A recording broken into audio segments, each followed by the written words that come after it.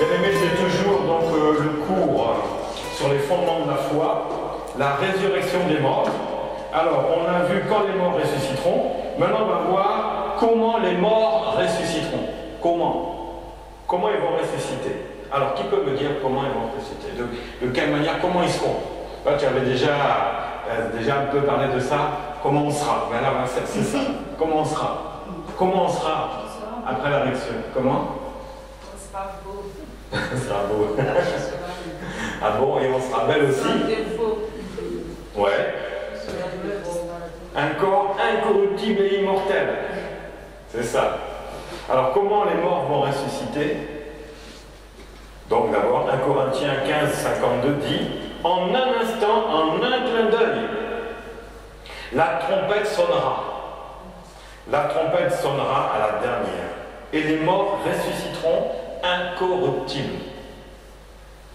Et nous serons changés. Car il faut que ce corps corruptible revêt l'incorruptibilité et que ce corps mortel revêt l'immortalité. Donc incorruptible, ça veut dire quoi?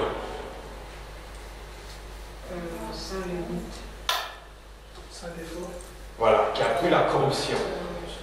Vers le péché. La corruption, quand on est corrompu, c'est par quoi? Les pensées, c'est ce qui amène les péchés, il n'y aura plus rien. Corps parfait. C'est ça. Incorruptible, c'est un corps parfait. Donc, comment ils vont ressusciter? Ils vont ressusciter parfait.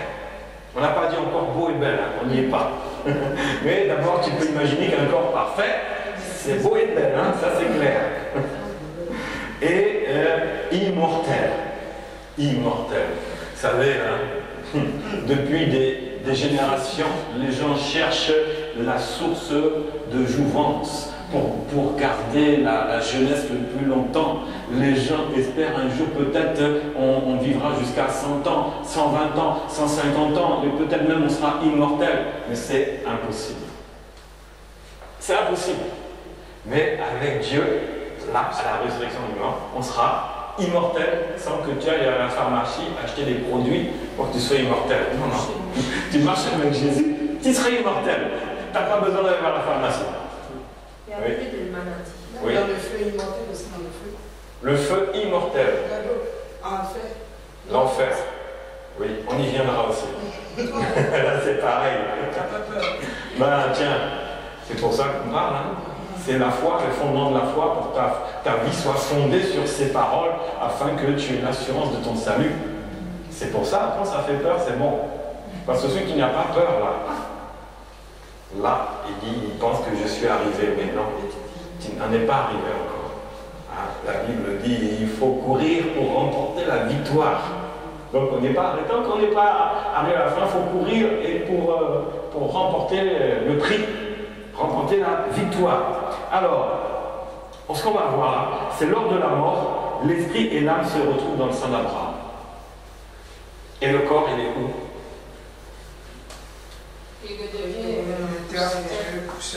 Il devient poussière. Donc, dans le sein d'Abraham, c'est l'esprit et l'âme qui seront là-bas. D'accord?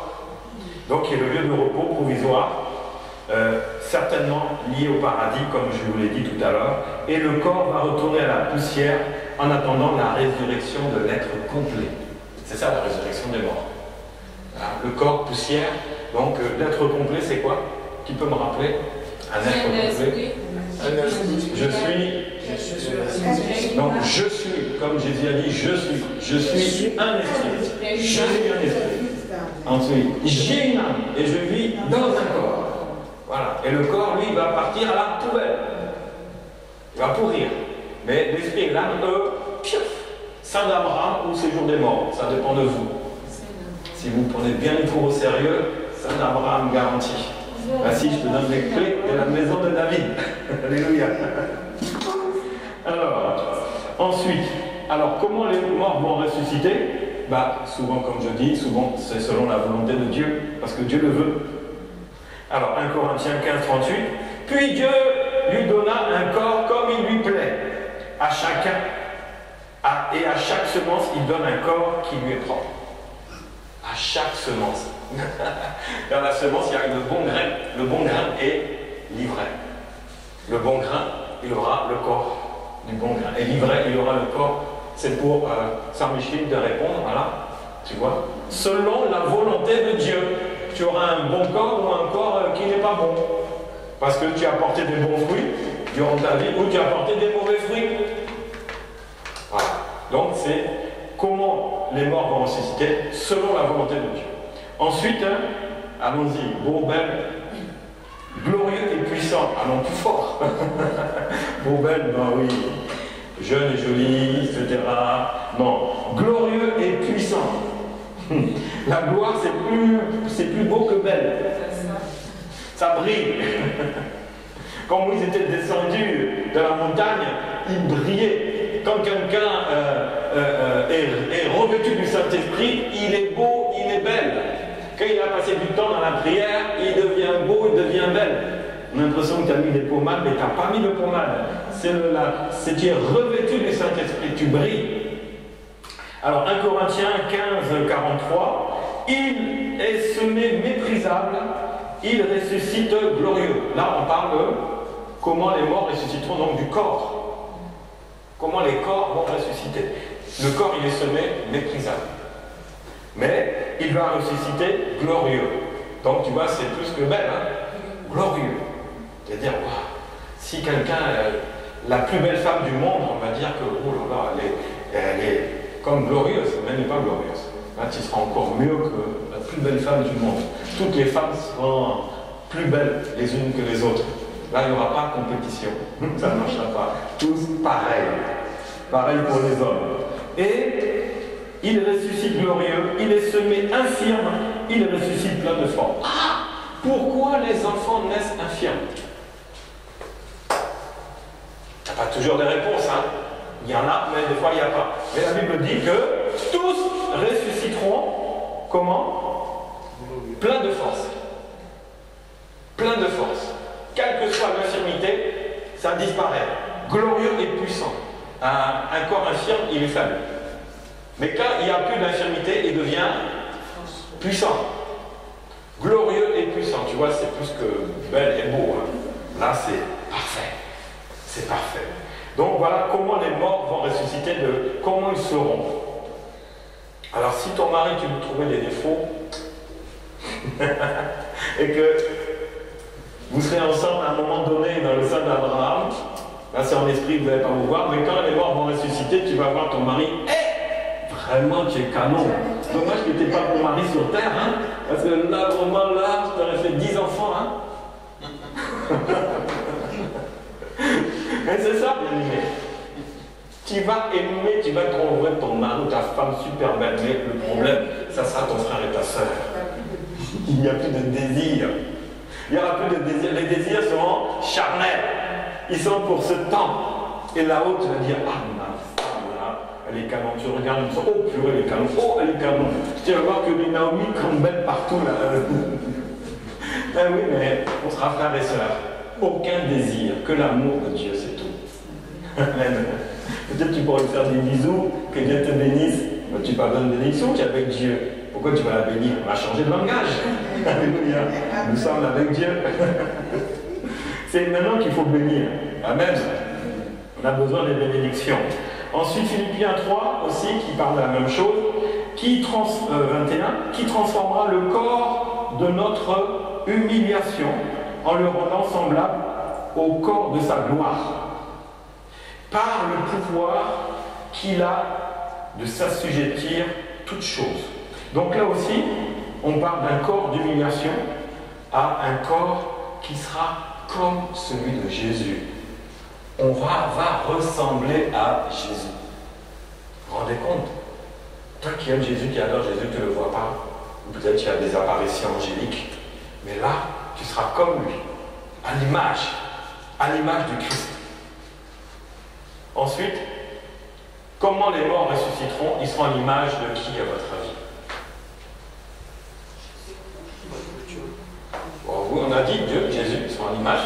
Mais qui encore? Qui a dans le ciel? Les anges. Les anges. Et on sera comme des anges. Waouh, alors là, le top. Matthieu 22, 30 dit, car à la résurrection, les hommes ne prendront point de femme. Ça t'as vu? T'as ta réponse là. Les hommes ne prendront point de femme. Et les femmes n'auront pas de mari à la résurrection des morts. Donc, on sera quoi? Mais ils seront comme des anges. On sera frères et sœurs, on sera comme des anges. Comme on dit, il paraît que les anges n'ont pas de sexe, on n'en sait rien. Quand tu seras comme un ange, tu le sauras. Pour l'instant, on ne sait pas. Mais apparemment, ça doit être ça. Il n'y aura qu'un désir. Mais ils seront comme les anges de Dieu dans le ciel. T'imagines les anges, les anges viennent, tu seras comme eux. Donc, ton mari, tu vas dire, oh, c'est un ange. Alors sur cette terre, dit, purée, mon mari, c'est pas un ange. Hein. Avec moi, là, c'est pas un ange, c'est pas un cadeau. Mais s'il marche avec le Seigneur, là-haut, tu vas dire, oh, mais vraiment, mon mari, là, tu es un ange. Elle va dire, mais toi aussi, tu es un ange. Donc, les couples seront plus ensemble, mais ils seront heureux. Ils vont s'aimer, mais pas charnellement, spirituellement, en Jésus-Christ. Vous voyez? Donc, commencez déjà dès maintenant. Mari et femme. Regarde ta femme comme un ange. Regarde ton mari comme un ange. Parce que ta vie spirituelle a déjà commencé. Tu ne le savais pas. Maintenant tu le sais. Regarde ta femme comme un ange. S'il n'est pas chrétien, travaille pour qu'il le devienne. Hein? Parce que s'il ne le devient pas, mais tu as fait ta part, son sang ne te sera pas redemandé. Mais si tu ne fais rien, son sang te sera redemandé. Tu vas prendre de compte à Dieu. Voilà, mari-femme. On a des comptes à rendre. Hein? Sauf si toi tu as fait ta part et lui n'a pas voulu, mais au moins devant Dieu, tu es ok, il n'y a pas de problème. Mais déjà vous qui êtes mariés ensemble, qui êtes en Jésus, arrête de critiquer ta femme. Elle est déjà un ange. Mais ça ne se voit pas. Mais elle est déjà un ange. Si tu n'es pas encore marié, n'oublie jamais ça. Que quand tu vas te marier, hein, que tu rencontres un chrétien, il y a des célibataires ici, non? N'est-ce pas? Il y en a quelques-uns, hein? Presque tous même. Donc, il n'y en a qu'une qui est mariée, je crois. Donc vous tous célibataires, à part une, ton futur mari, ta future femme, regarde-la déjà comme un ange. Si elle est en Jésus, hein. Même si elle n'est pas en Jésus, c'est pas grave. Anticipe, regarde-la comme un ange ou comme une ange et amène-la à Jésus. Et quand elle sera vraiment convertie, elle sera née de nouveau, là tu vas dire, ah mon ange, tu vas le dire au niveau intellectuel et au niveau spirituel. Ah mon ange, tu dis, oui, tu annonces déjà. Mais c'est déjà un ange pour toi. Si tu es fiancé, regarde ton mari ou ta femme comme un ange. Moi je suis marié, on est les deux, mais je dois regarder ma femme comme un ange. Oui, oui, je t'écoute. Non, ta soeur. Comment? Elle disait que je sois aussi mariée. Ah, tu es marié, on est trois. C'est bien. Voilà, donc regarde ton mari comme un ange. Même s'il a des comportements bizarres, mais regarde-le comme un ange qui va le gagner encore plus, même s'il est en Jésus. Il va dire, ma femme là, qu'est-ce qu'elle est attentionnée avec moi? Mais c'est ça le rôle de la femme. Prier pour son mari, etc., le regarder comme un ange. Et non pas comme quelqu'un qui prend des décisions des fois tordues, qui amène tout le couple dans les problèmes. Non, non, regarde-le toujours comme un ange. Et lui, il va te regarder comme un ange. Voilà comment les morts vont ressusciter. Il y a des questions à poser? Il y avait une question? Sœur Micheline, Oui. tu as eu ta réponse? J'ai eu ma réponse, mais il y a une autre question. Ah, voilà, allons-y. Bon. Puisque la parole de Dieu, la parole de Dieu nous dit que la chair, quand on meurt, c'est le corps qui pourrit, qui devient la terre poussière ici. Maintenant, l'esprit et l'âme rejoignent, on appelle ça, dans les scènes d'Abraham. Ou le séjour des morts. Maintenant, actuellement, je ne sais pas si le jugement a déjà commencé ou c'est. Non, on a lu tout à l'heure. À un clin d'œil, au son de la trompette, le Seigneur va descendre et il va récupérer son église. C'est ça? Maintenant, lorsqu'il viendra de juger. Oui. Quand il viendra juger. Quand il viendra juger. Oui. Après, ceux qui ont tort, par exemple, ceux qui ont péché, Oui. qui iront en enfer. Oui. C'est quelle partie qui ira en enfer? Ah, on va en parler encore.